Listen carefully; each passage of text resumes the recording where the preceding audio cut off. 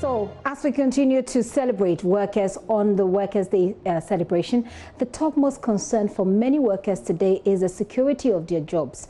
JoyNews' Winston Amwa has been speaking to some owners of small and medium-sized enterprises on how their businesses have been affected by the COVID-19 pandemic. Following the outbreak of coronavirus in Ghana, the impact on the country has been enormous. According to experts, it could take companies more than 3 years to bounce back.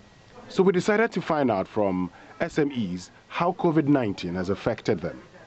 We spoke with CEO of Horseman Shoes, Tony Senaya. When it was announced that we have had some cases, that particular week sales dropped, and the week after we didn't record any sales at all.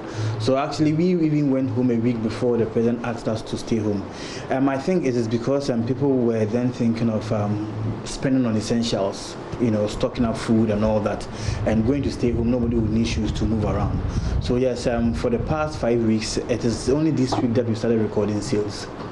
Amma Duncan of the Fabulous Woman Network shares how her revenue has reduced to just 10% since the outbreak of COVID-19. Revenue has been, revenue is probably about 10% of what we are typically able to make. For instance, I also work as a corporate trainer. So I remember I was having a training with women leaders in Accra when the president said, okay, we should stop workshops and all. So we had to stop as well. In the middle of it, we had to stop.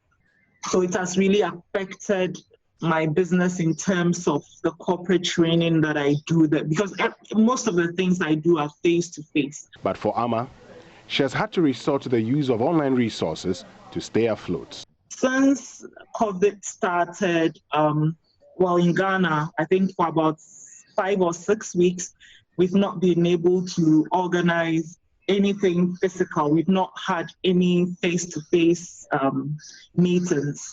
But luckily for us, we have a Facebook group. So that's what we've been using to run our trainings. We've been having daily trainings and all that.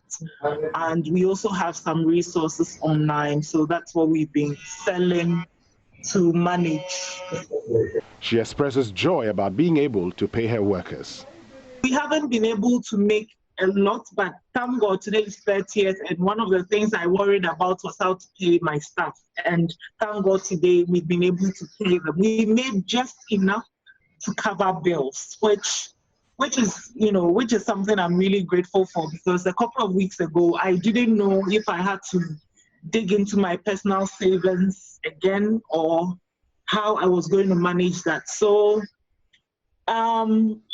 as a business as well, we've been in business for about 5 years. So of course we had some savings, we had money we were actually investing so we could use it for a project. Since this happened, we've had to tap into it to do a few other things. So that's basically how we are managing, and then of course staying positive. However, Tony Senaya is still struggling to pay his workers. He plans to pay them next week. We generate our revenue purely through sales. That is where we get our income.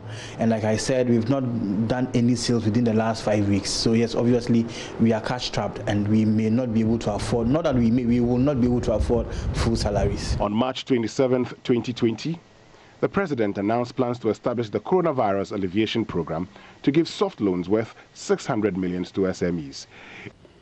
The Minister for Finance has been directed by me to prepare for approval by Parliament a coronavirus alleviation program to address the disruption in economic activities, the hardship of our people, and to rescue and revitalize our industries.